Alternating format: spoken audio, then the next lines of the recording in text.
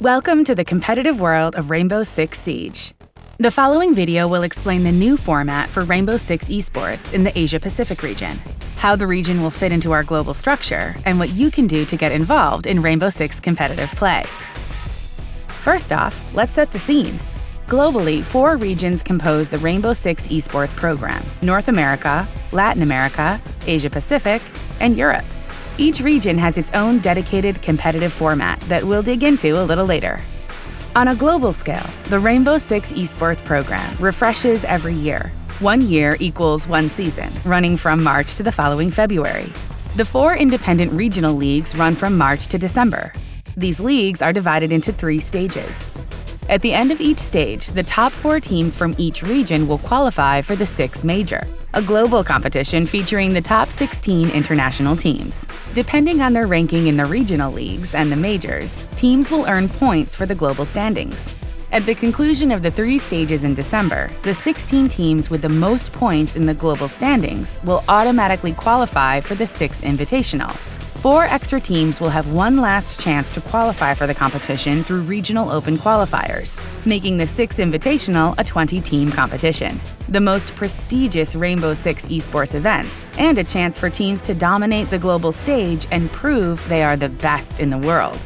Let's move on to Asia-Pacific, aka Apac, and our unique regional structure.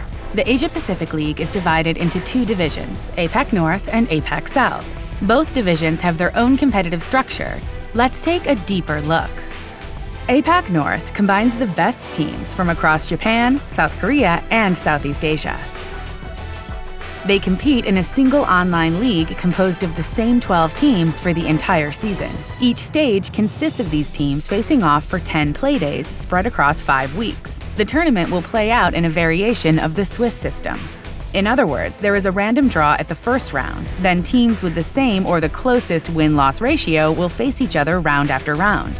For example, during round 2, winners face off against winners. During round 3, teams with 1 win and 1 loss face teams with the same ratio, and so on. At round 6, win-loss ratio is refreshed and the league continues until we have the final rankings after 10 rounds. The top 6 teams of each stage make it to the Apac League playoffs. At the end of the season, the results from across all 3 stages will determine an end-of-the-year Apac North Division ranking. The top 8 teams will be invited back for the following season. The bottom 4 teams will have to play in a promotion-relegation tournament for a chance to remain in the league. They will face the best teams coming up from the national competitions. Now, let's move on to the Apac South Division that plays in parallel. Apac South is composed of 2 independent regions, Oceania and South Asia.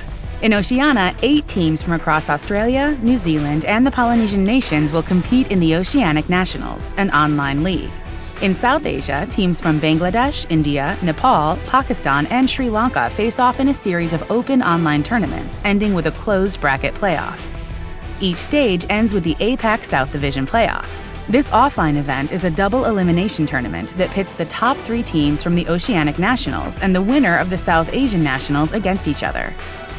The top 2 teams left standing will join with the 6 Apac North rivals that we mentioned earlier to the Asia-Pacific League playoffs. At the end of each stage following a double elimination bracket format, this online tournament will determine which teams out of the 8 will advance to the majors and have the opportunity to compete under the global spotlight.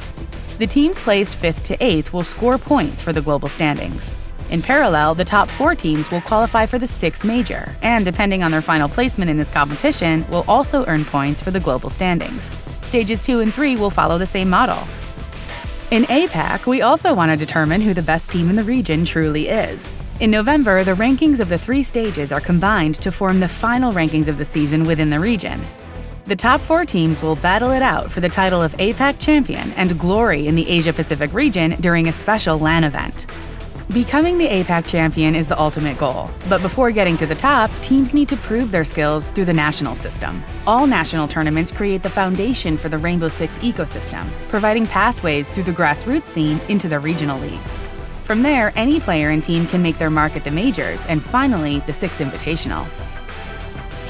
The Apac Rainbow Six esports program focuses on creating a player-first experience, allowing each and every player the chance to compete from a local community tournament to the biggest stage of Rainbow Six esports, the Six Invitational. It's yours for the taking. Join us by watching our weekly broadcast or competing in the official competitions.